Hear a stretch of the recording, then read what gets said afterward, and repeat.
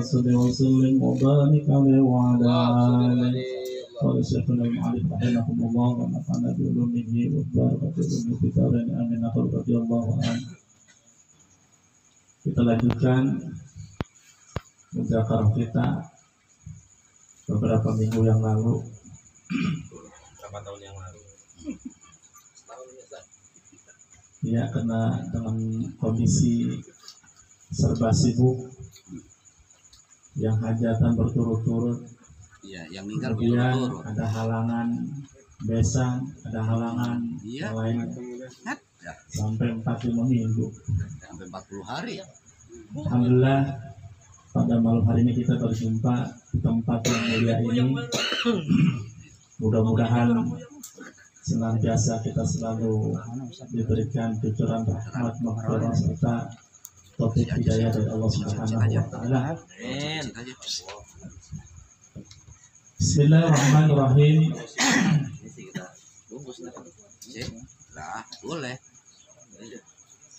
Pada malam hari ini kita muzakarah tentang masalah hadis yang ke-50 tentang kunci doa supaya dikabulkan. Qala Rasulullah sallallahu alaihi wasallam, ud'ullaha wa antum muqinuna bil ijabati. Ini tentang kunci supaya doa kita dikabulkan. Berdoalah kepada Allah wa antum muqinun, dan kamu itu dalam keadaan yakin. Kita kalau seandainya berdoa itu harus yakin. Yang pertama, yakin bil ijabati, doa kita ini dikabul atau ijabah. Sebab kalau nggak yakin, kalau kita setengah-setengah mintanya, ya Allah juga nggak akan mengabulkan. Wa'lamu anna Allah ta'ala la yastajibu du'a min qalbin ghafilin lahin.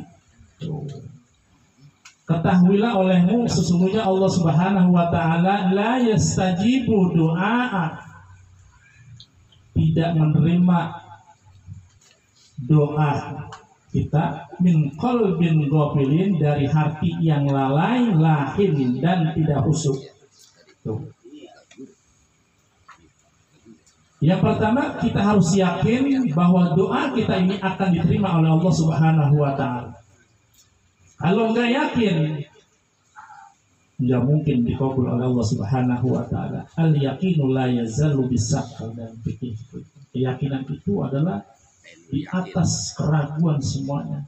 Harus yakin apa yang kita doakan, dan diijabah oleh Allah. Ada yang langsung, ada yang ditunda dulu, ada yang lama ditunda lagi. Emang? Tapi kita harus yakin, insya Allah doa kita akan diterima. Ketika kita menghadapi suatu masalah nggak disangka-sangka, suatu ketika kita lagi mepet, hujan angin, duit enggak, beras enggak, tahu-tahu ada yang nganterin singkong 3 kilo. Itu mungkin doa kita dulu yang belum diijabah, dan dikabulkan sampai kita lupa.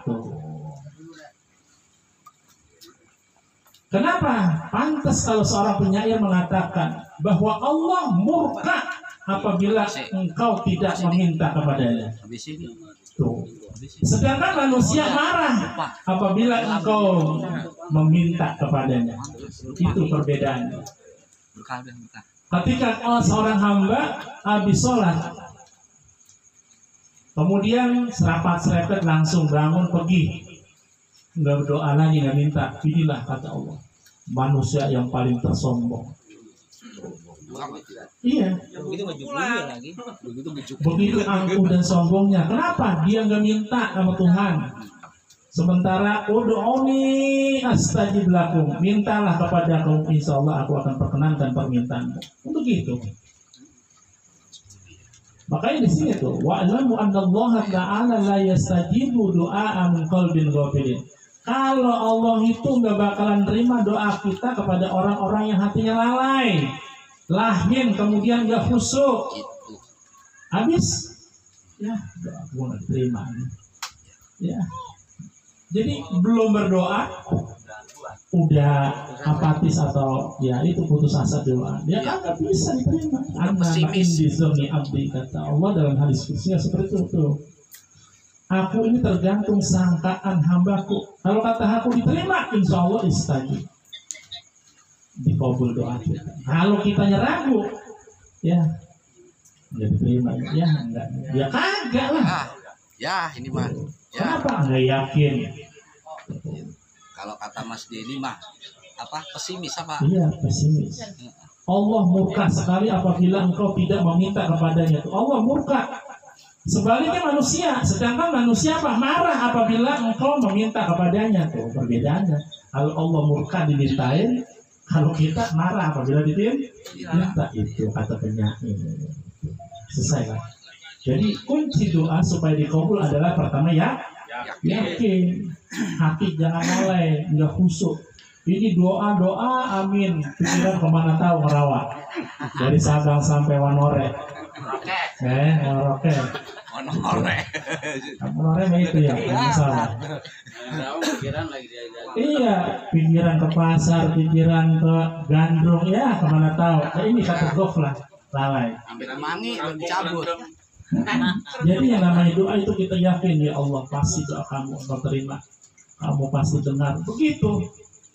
Entah itu besok diganti besok bulan depan atau kapan pasti diterima doa kita. Ketika kita lupa, tahu-tahu itu doa kita pada diterima dikabul tuh. Ya, kalau orang selawatan suaranya jelek gimana? Cuma nggak tadi tuh. Beda lagi tuh. Kalau selawatan tidak harus selawat suaranya cakep. Kalau yang ada yang lebih cakep, biarin dia duluan. Tapi supaya memotivasi, memacu orang ini supaya getol, rajin ke masjid. Kenapa tidak? Jangan diaruin. Iya, silakan. Tidak harus orang suaranya cakep aja tampil. Emang bisa guru. Lah iya lah. Nanya ini. Jangan ngomong suaranya jelek. Tadi kan udah bagus itu. Pomatnya, selawatannya saya dengerin luar biasa penggobar di masjid. Cengkok doang kurang. Ini cengkoka. Masih ada cengkoka. Kalau belajar artikulasi mak raya memang Bang Bram. Sama wakil DKM. Harusnya seperti itu. Bahkan kemarin dijelaskan oleh guru kita. Seandainya kita tahu bahwasanya sholat jamaah itu di depan pahalanya luar biasa, itu kita rebutan. Tadi sini ada juga. Hadis yang 51 tentang menampakkan nikmat. Idza ataqallahu malan falyura asarahu bi ni'matillahi 'alaika wa karamatihi. Apabila Allah memberikan kita berupa mal, harta benda, falyura, maka perlihatkanlah pengaruhnya, asarnya, nikmatillahi, nikmat Allah Subhanahu wa taala alaika atas kamu, wa karamatihi, serta karunia-Nya. Maksudnya apa? Kita di sini suruh memamerkan, memperlihatkan bahwasanya Allah memberikan kita nikmat yang sangat luar biasa banyaknya. Itu harus ada pengaruhnya yang kita diberikan oleh Allah. Apa dengan cara apa? Kita membantu orang yang membutuhkan, membantu fakir miskin, membantu orang-orang yang terkena musibah. Itu kita nyatakan bahwasanya kita sedang diberi nikmat oleh Allah Subhanahu wa taala. Kita bersyukur. Jangan berikan nikmat banyak, harta banyak, kita pendem aja, sayang dan dikeluarkan, sayang diberikan kepada orang lain, padahal di situ ada hak-hak orang lain. Nah, ini tandanya orang ini tidak memperlihatkan atas pemberian nikmat Allah. Harusnya dia perlihatkan bahwasanya dia sedang diberikan nikmat banyak. Ketika ada orang susah, dia bantu. Tuh, ringan tangan, ringan apa namanya? tangan panjang. Tangan Bisa panjang. tangan panjang mah kalian. Itu mah jangan murangin. Wampak lewat orang-orang nggak. Yang penting kalau nggak ada taruh aja tangan dalam. Yang penting jangan ngurangin. Lupa. Jadi idza atakallahu malan falyura, ketika Allah memberikan nikmat berupa harta maka kita perlihatkan dengan bentuk apa? Kita sedekah, kita bantu orang yang membutuhkan yang kena musibah, kita berikan tuh harta itu. Inilah perlihatkan nikmat Allah. Seperti itu. Besar juga ini guru. Nah, berikan apa yang kau mampu, yang kau punya. Sekalipun itu hanya setandan pisang Ambon.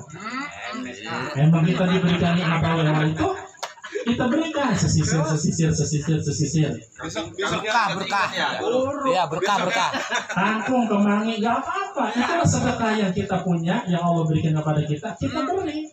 Berkah. Ya, tenang aja. Ada kopi. Pemalas jadi gambar. Kemudian hadis yang ke-52, mendatangi sholat jamaah dengan tenang.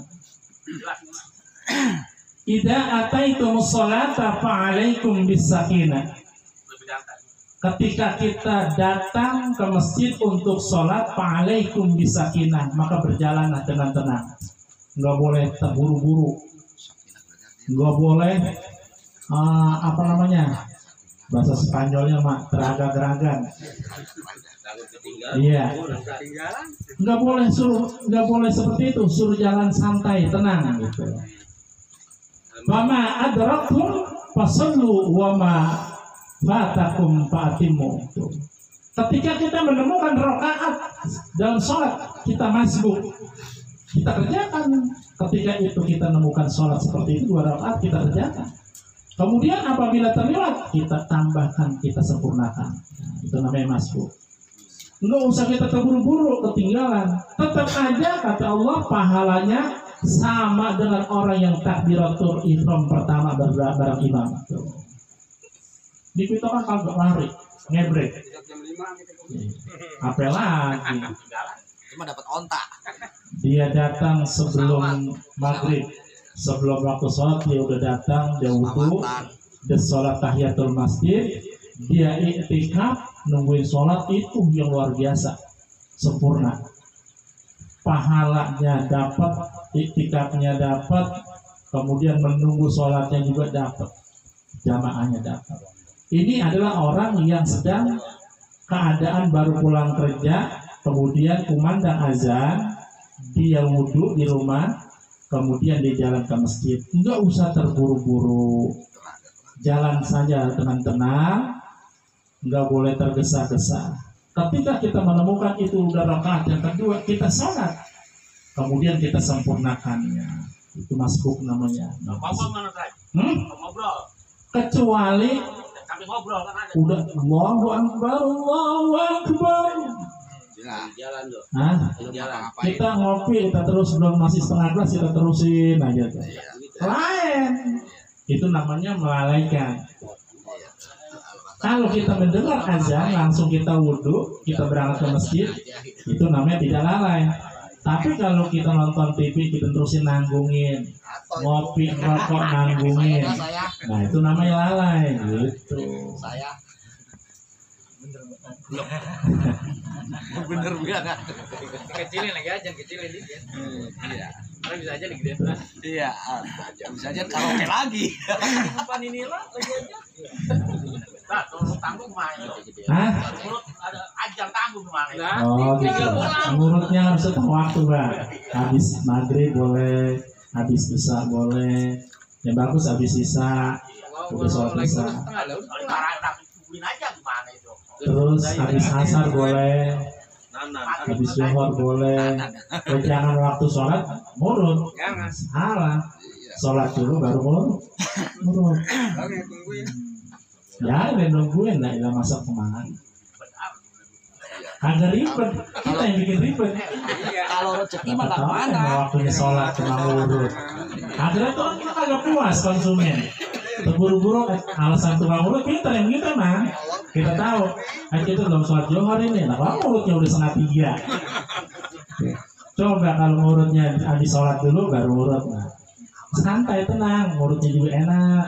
Jadi urut enak. Rada lamaan. Iya, jadi pas namanya. Nah kalau emang itu loh. Nah, begitulah supaya enak sama enak.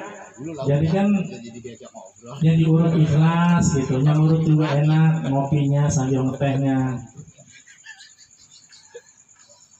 Kemudian hadis yang ke-53 tentang cobaan yang menguntungkan. Cobaan ada yang menguntungkan, ada yang merugikan, ada yang merugikan. Kalau Rasulullah Shallallahu Alaihi Wasallam,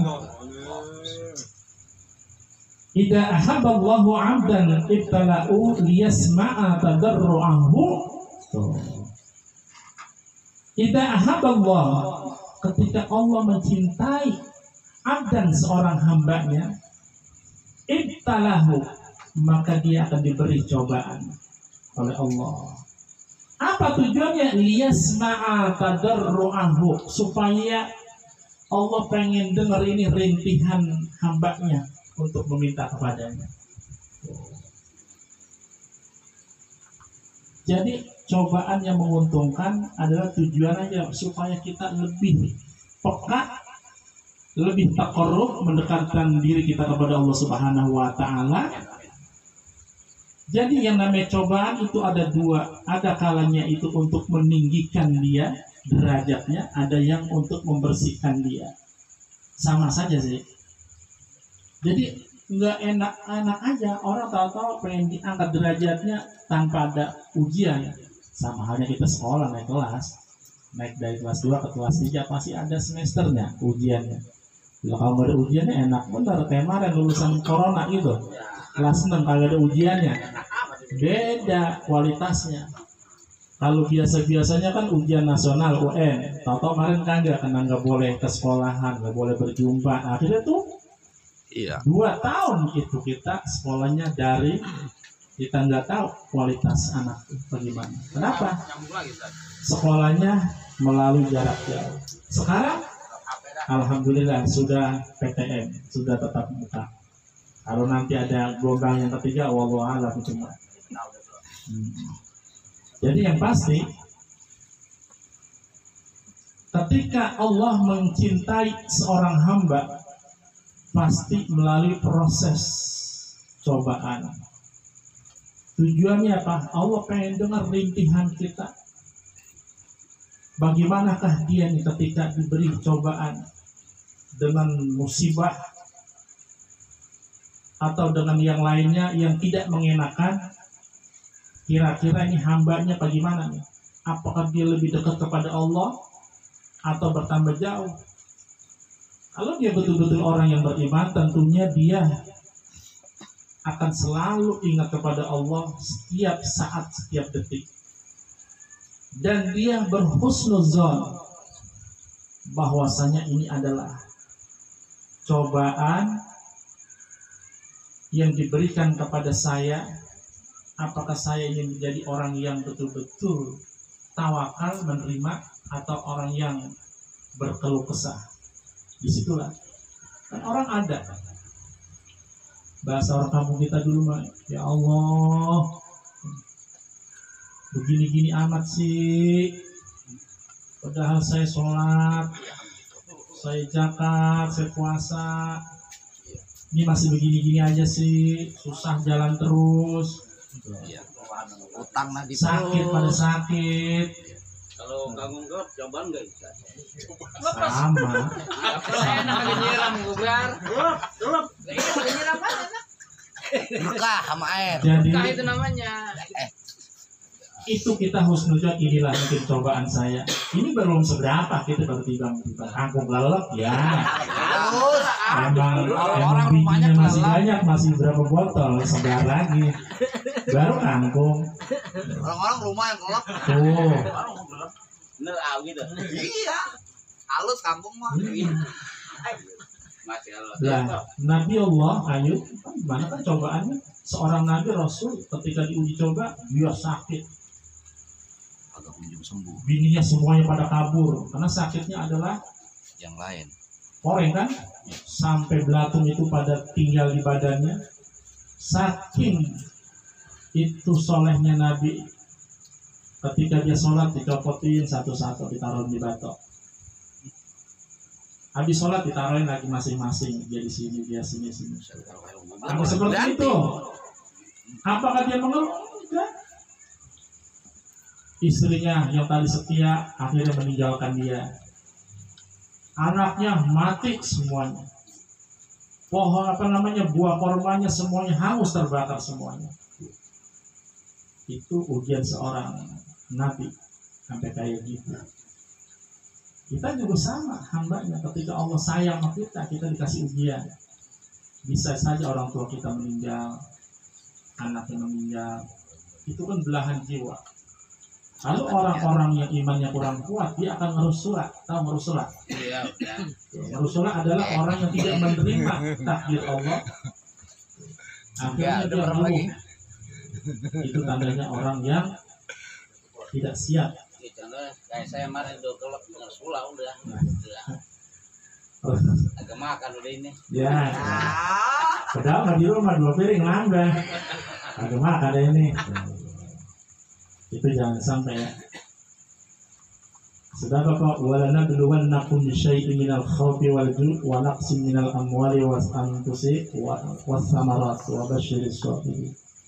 Ketika Allah mengasih ujian dengan sesuatu, dia berupa ketakutan, takut lapar, takut hartanya habis, takut mati, terus buah-buahannya pada hilang, itu termasuk kangkung, bayam, terendam pada habis. Itu ketika Allah mengasih itu ujian, cobaan. Padahal wabashiri sabirin, Allah memberi kabar kepada orang-orang yang sabar. Kangkung kerendam bisa nggak guru? Hah? Kangkung kerendam bisa mah kagak. Bisa Dosanya atur aja. Tenang aja, rezeki kan banyak. Dari sebelah sini, sebelah sana, sebelah sana, sebelah situ. Ente pintar juga ah. Iya. Kalau kita bersyukur, pasti Allah akan menambah nikmat kita. Tapi kalau kita yang ngersula, Ya, kesana kesini ke situ. kitanya kagak nerima, nggak kona'ah, Gitu. ya tambah ambles. Udah rugi ya, mati iya. Allah gede mau kita. Tengah ke pinggir. Lah, siapa lagi? Masa kalau digede-gedein Allah, kira-kira. Coba kalau kita terima dengan kona'ah, ya Allah. Temennya kagak enak guru, apalagi sama Allah. Gede kira bisa lah. Wah. Digede-gedein teman 1 orang, ngalahin Iya. teman 1000, gitu kan? Udah kalau tanya nyaut. Gitu. Tapi mah kalau dibawa kemarin Iya. Ah. Gue apa sih? Jawab di sore. Ya. itu Jawab. semuanya yang harus kita buat pegangan hidup. Hadis yang ke-54, akibat sholat yang baik dan yang buruk. Idza ahsana ar-rajulu sholatu fa atamma ruku'aha wa sujudaha. Qalatis sholat hafizatallahu wa ma hafizatani. Ini hadis akibat sholat yang baik dan yang buruk. Apabila seorang sholatnya bagus, fa'atamma ruku'aha, maka dia akan menyempurnakan ruku'nya, wa sujudaha, dan sujudnya. Qalatis sholat, maka berkata sholat itu, hafizakallah, Allah akan menjaga kamu, kama hafizatani, sebagaimana kamu menjaga aku. Itu kata sholat. Jadi ketika orang itu sholatnya baik, ruku'annya dia sempurnakan, sujudnya dia sempurnakan, maka sholat itu kelak akan berkata, Allah akan menjaga kamu sebagai kamu menjaga aku. Itu kata sholat. Kemudian fatur fa'u wa idza asa'a sholata falam yutimma ruku'aha wa sujudaha qalatis salat doyi'atallah kama doyi'atani. Akan tetapi apabila diterima, diangkat sholat kita, kemudian apabila kita jelek dalam mengerjakan sholat, falam yutimma ruku'aha, kita enggak sempurna sholat kita, wasujudaha, dan sujudnya kita juga agak sempurna, maka kata sholat doyya'akallahu kama doyya'atani. Nah,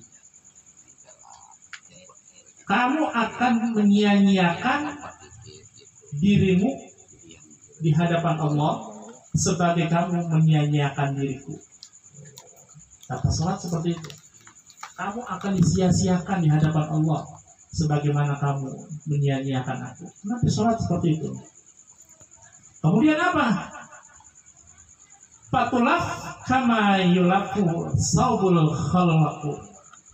Maka kamu akan digulung sebagaimana digulungnya pakaian yang sudah lapuk, fayudrabu biha wajhu, dan dipukulkan ke muka kamu. Nih ancamannya.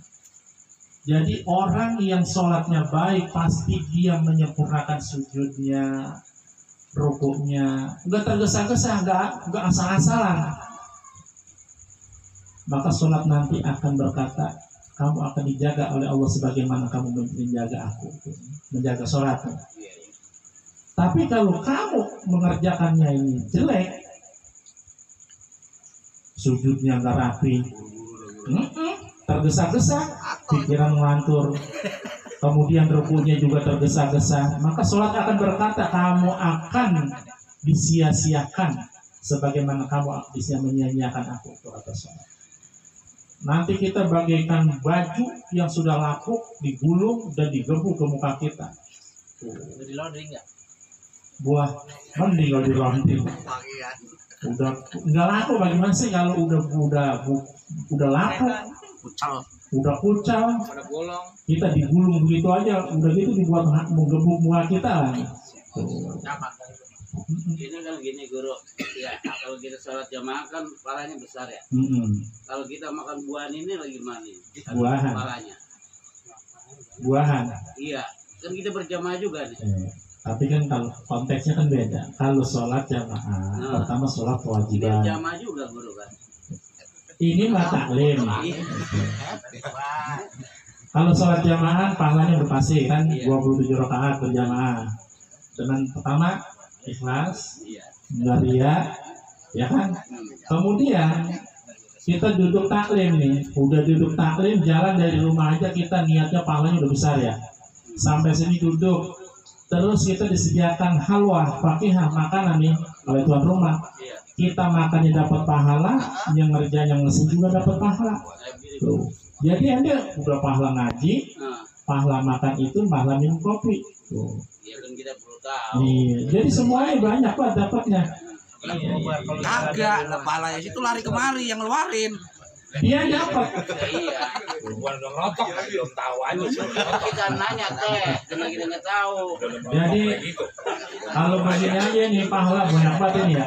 Berobat dari datang maghrib terus kagak pulang, pada di masjid nungguin sholat, walaupun sambil ngopi yang singkong rebus tadi sampai singkong rebus dari sampai itu ya. Ngobat, gua Allah pahalanya gede banget. Orang ada ngeteh sambil ngopi, singkong rebus, aja nisa, kudu sembahyang lagi. Selawatan mengobar, habis sembahyang jamaah pulang, berangkat kemari ngaji taklim. Itu luar biasa. Saya belum buahin pisang. Besok Andre. Andre kan. Singkong akarmu. Tuh. Udah berapa kali dimakan ya nih ngomong. Jadi penyakit aja lo. Penyakit berapa itu lo ngomong. Jadi semuanya itu pertama niat ngajinya. Ini ngaji sangat luar biasa pahalanya. Tuh, gobar tuh. Masih ada lagi. Yang kata kita duduk cuma semenit, 2 menit, sejam, 2 jam. Ini pahalanya beda daripada ibadah-ibadah yang lainnya. Coba ini. Ini sangat luar biasa nih keberkahan yang Nanti melar. Jadi masak aja tuh Bang. Oh, lu buang. Enggak ada tawar. Satu lagi. Lagi dah. Bila azan telah dikumandangkan pada hari Jumat. Ini buat kita yang udah biasa. Idza adzanal muadzinu yaumul jum'ati harumal amal. Apabila dikumandangkan azan pada hari Jumat, harumal amal, maka kita tidak diperbolehkan amal itu bekerja, berniaga.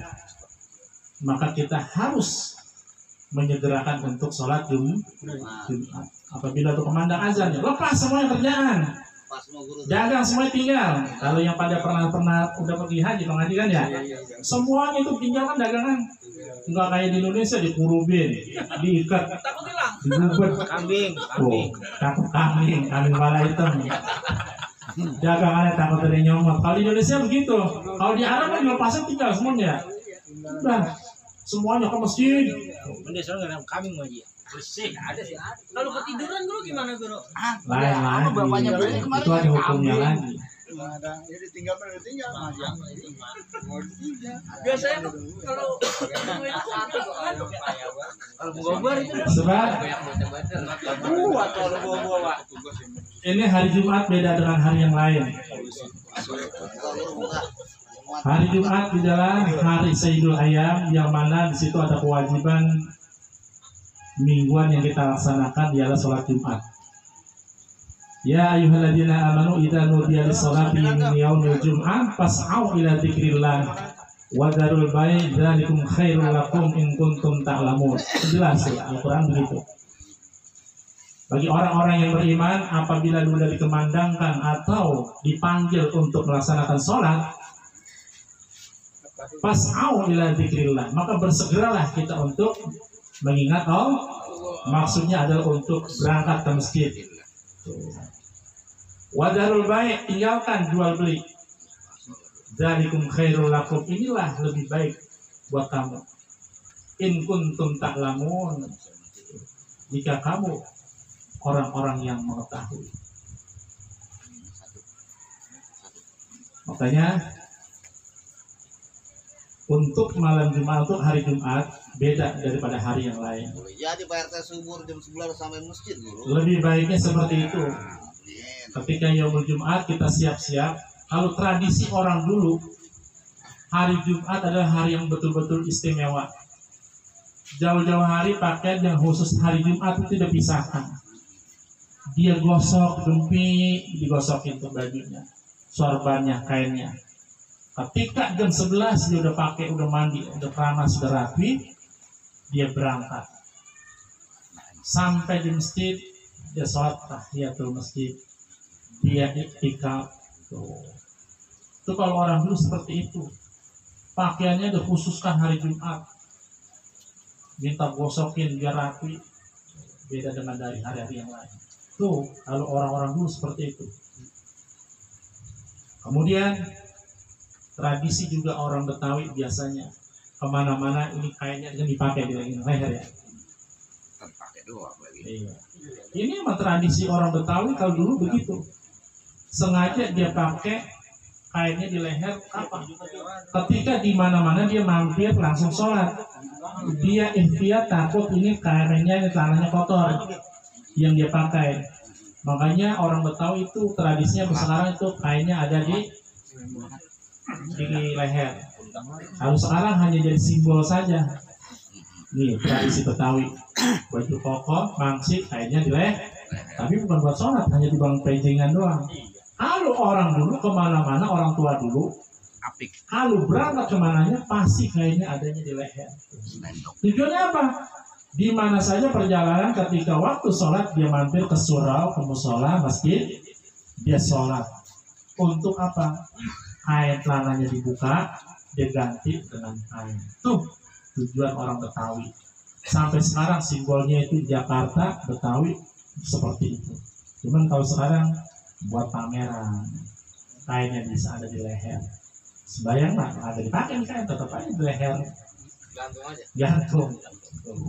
Kalau orang dulu bukan, tujuannya apa? Ketika dia ibadah takut celananya ini kotor.